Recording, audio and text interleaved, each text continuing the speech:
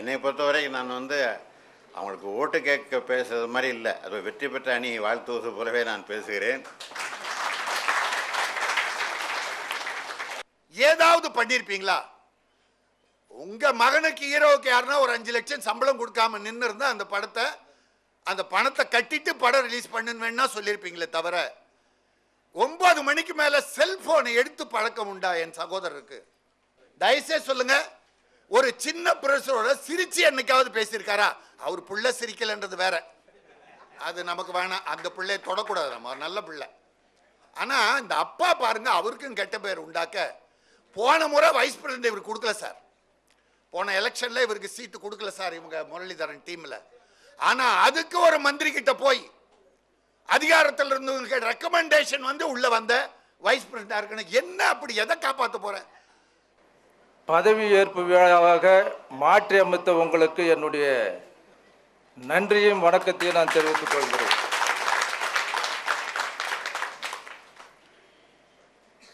முக்கியமாக இந்த சங்கத்தை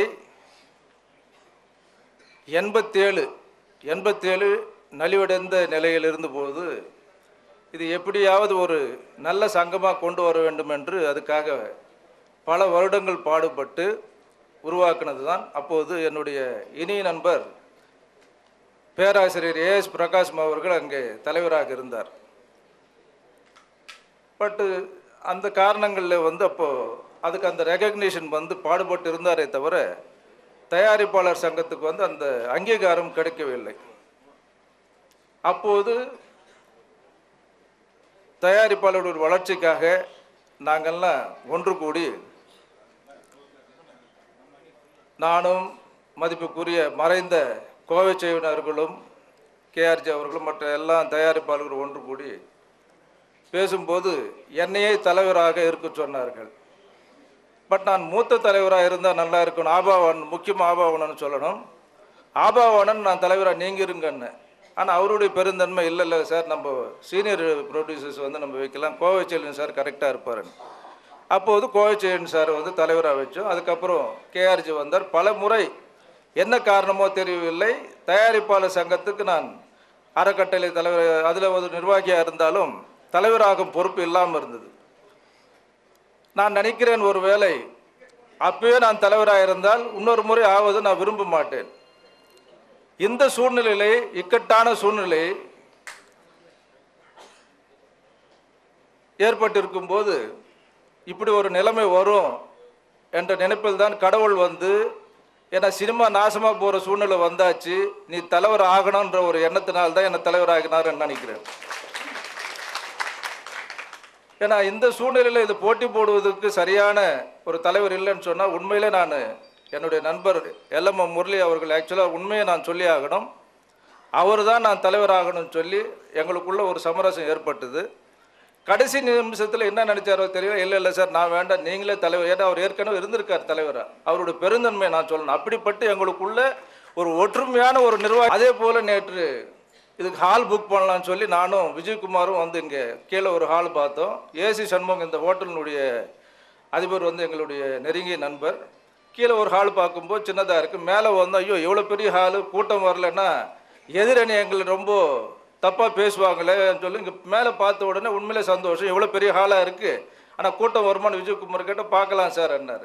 ஆனால் இப்படி ஒரு பெரிய சின்ன ஹாலை நீங்கள் அதாவது இந்த பெரிய ஹாலாக நான் நினச்சிருந்தேன், இது இந்த அளவு சின்ன ஹால் ஆக்குனது உங்களுடைய கூட்டம் தான். அதாவது நீங்கள் இப்படி வருகை தந்து இடமே இல்லாத அளவுக்கு இதனுடைய கெப்பாசிட்டி 300 தான் சொன்னாங்க. அதாவது 250 சேர் போடலாம், ஒரு 50 பேர் வேணுமா அட்ஜஸ்ட் பண்ணி உட்காரலான்னு. கிட்டத்தட்ட 400 பேர் வந்திருக்காங்க. ஸோ ஒரு விஷயத்துக்கு நீங்கள் என்னை மன்னிக்கணும், உங்களுக்கு 2 நாளாக வாய்ஸ் மெயில் நான் அனுப்பி உங்களை தொந்தரவு பண்ணேன். ஏன்னா உண்மையிலே நான் அது வேண்டான்னு சொன்னேன். என்னுடைய நண்பர்களை நான் வேண்டாம்னு சொல்லுவேன். இல்லை சார் அது இப்போது ஒரு சாம்பிரதாயமாக இருக்குது, நம்ம பண்ணி ஆகணும்னு சொல்லி அதுக்கும் நீங்கள் மரியாதை கொடுத்து வந்திருக்கீங்கன்னா உங்களுக்கு எப்படி நன்றி சொல்கிறதுன்னு எனக்கு தெரியவில்லை. ஸோ ஆக திரளாக வந்திருக்கும் உங்களுக்கு என்னுடைய மீண்டும் நன்றி சொல்லி, இந்த அமைப்பு எதுக்காக நாம் போட்டியிடணும், தயாரிப்பாளர் சங்கத்தில் போட்டிகள் தேவையானு கேட்டால் நிச்சயமாக என்னுடைய அபிப்பிராயத்தை நான் சொல்கிறேன். தயாரிப்பாளர் சங்கம் தேர்தல் இல்லாமல் இருக்கிறது தான் உத்தமமான ஒரு விஷயம். இது சுயநலத்துக்காக ஒரு சிலர் வேணுமுன்னா பயன்படுத்தலாமே தவிர எனக்கு வந்து இது ஒரு பெருமை கிடையாது. ஏன்னா நான் ஆரம்ப காலத்தில் இருந்து மற்றவங்களுக்கு மனிதநேயத்தோடு உதவி செய்கிறது எனக்கு ஒரு வியாதி. அது வந்து பழக்கம் இல்லை, எனக்கு ஒரு வியாதி. அது நடுராத்திரியில் கூட எந்த படம் ரிலீஸ் ஆகணும்னு சொன்னாலும், கதவு தட்டினாலும், ஃபோன் பண்ணாலும், யாரோ படத்துக்கு ஏதோ ஒரு இது கூட நான் போய் ரிலீஸ் பண்ணி கொடுத்துருக்கேன். ஏன்னா சொல்ல வேண்டிய இதெல்லாம் நான் சொல்லி எனக்கு பழக்கம் இல்லை. இதுவரையிலும் எந்த சூழ்நிலையும் எனக்கு நான் பாராட்டு நடத்தி கொண்டதும் கிடையாது. ஆனால் இந்த சூழ்நிலை தள்ளப்பட்டதுனால இந்த மாதிரி சில விஷயங்கள் சொல்கிறேன், யாரும் தப்பாக நினைக்காதீங்க. இப்படிப்பட்ட சூழ்நிலையில் என்ன ஆச்சு, எதுக்காக திரும்ப இந்த சங்கத்தில் போட்டி வேணுமான்னு கேட்டால், நாங்கள் எதிர்பார்த்து கொண்டிருந்தோம் கடந்த 5 ஆண்டுகள் சில ஆட்சி. அவர் சொன்னார் இல்லையா, ஊழல்னு சொல்லி. எப்போ சொல்கிறார் அந்த ஊழலை? கடைசி நேரம் தேர்தல் அறிவித்த பிறகு சொல்கிறார், அதுக்கு முன்னே சொல்லலை. கிட்டத்தட்ட 3 வருடங்கள் வந்து அந்த பதவியில் இருந்து எல்லாத்தையும் பார்த்தவர். அதை விட முக்கியமாக 11ஆம் தேதி எங்களுக்கு சிறப்பு கூட்டம் நடந்தது. அதில் பகிரங்கமாக வந்து அவர் வெளியிட்டார், சங்கத்தில் எந்த விதமான ஊழல் நடக்கவில்லை, வெளியில் நடந்திருக்கலாம், அது எனக்கு தெரியாது.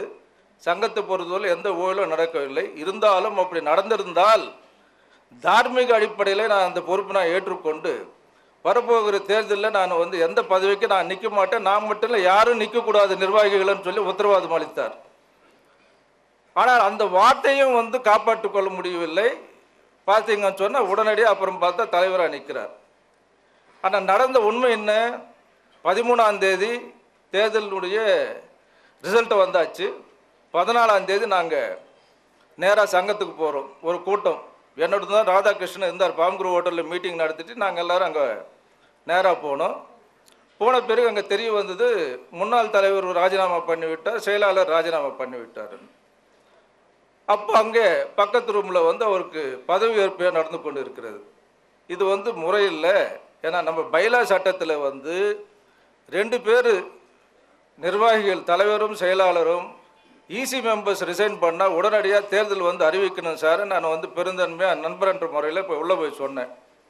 அவர் இல்லை பைலா கரெக்டாக இருக்குது, எனக்கு சட்டம் தெரியும்னார். இல்லை சார், நான் சட்டம் புக்கே வந்து எந்த செக்ஷனில் என்ன இருக்குன்றதெல்லாம் நான் சொல்கிறேன், தயவுசெய்து இல்லை நான் ஸ்ட்ரெயிட் ஃபார்வர்டுங்க, என்னை விட்டுருங்க, எனக்கு வந்து முக்கியமாக கேஆர்ன்னு சொல்லி என்னை தனியாக ரூமில் கூப்பிட்டு போய், இந்த சங்கம் இது ஒரு கச்சடாங்க, இதெல்லாம் எனக்கு பிடிக்காது, ஏன்னா நான் வரப்போகிற ஒரு 8 மாதம் மட்டும் நான் தலைவராக இருந்துடுறேன், அதுக்கப்புறம் என்னுடைய பையனும் கட்சி வேலை தான் எனக்கு ரொம்ப முக்கியமாக தவிர இந்த சங்கம் எனக்கு ரொம்ப முக்கியம் கிடையாது, அதனால் தயவுசெய்து நீங்கள் என்ன இடையூறு பண்ண வேண்டாம், என்னை விட்டு விடுங்கன்னு சொல்லி கெஞ்சி கேட்டார். எப்போது? இரவு 11:30 மணிக்கு.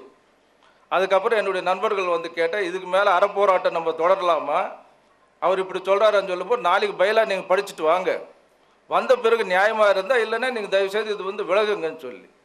காரணம், நீங்கள் எப்போ வந்து இது சொல்கிறாங்களே இந்த பதவி நீங்கள் ஏற்றுக்கொள்ளுன்னு சொல்லும்போது வேண்டாம், நம்ம தேர்தல் எப்போ உண்மை சொல்லியிருந்தா உண்மையில் அவர்கிட்ட நேர்மை இருக்குது, சுயநலம் இல்லாமல் பாடுபடுறாருன்னு நினைக்கலாம். ஆனால் எந்த அடிப்படையில் அது ஏற்றுக்கொண்டாரோ தெரியவில்லை. அதை கண்டினியூ பண்ணி அதன் பிறகு இதுக்காக போராடி எவ்வளோ போராட்டங்கள் சங்கத்தில் இதுவரையிலும் நான் சந்திக்காத சில விஷயங்கள் சங்கத்திலேயே வந்து அடிதடி நடக்குது. தயாரிப்பாளர் நண்பர்கள் மத்தியிலே வந்து ஒரு பெரிய பிளவு ஏற்படுத்தி விரோதிகளாகக்கூடிய ஒரு எண்ணம். காரணம், சங்கம் என்பதே வந்து உங்களுக்கு தேர்தலுக்கு பிறகு சங்கமம் ஆவது தான் சங்கம்.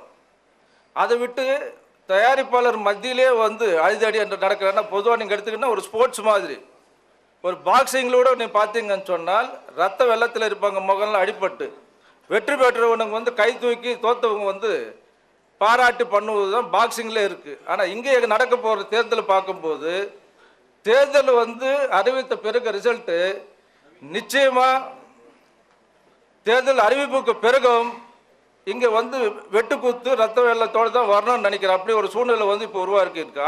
ஆரோக்கியமான ஒரு சூழ்நிலை இல்லை.